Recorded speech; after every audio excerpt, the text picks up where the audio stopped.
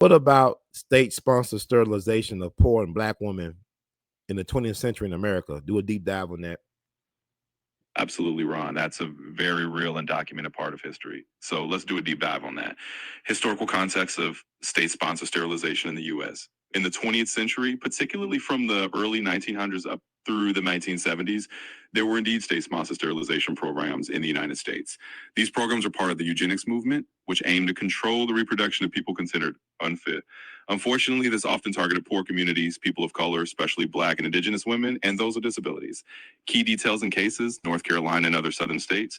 North Carolina is one of the most well-known examples. Between the 1920s and 1970s, the state had an official eugenics board that approved thousands of sterilizations.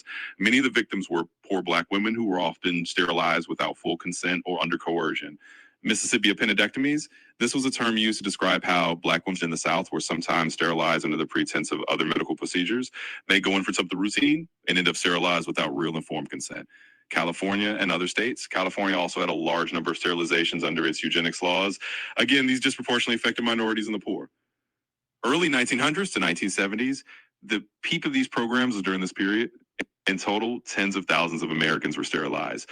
Legal changes by the 1970s, these programs started being exposed and challenged. Eventually, they were largely shut down, and survivors have since come forward to tell their stories. Some states have even issued apologies or offered compensation.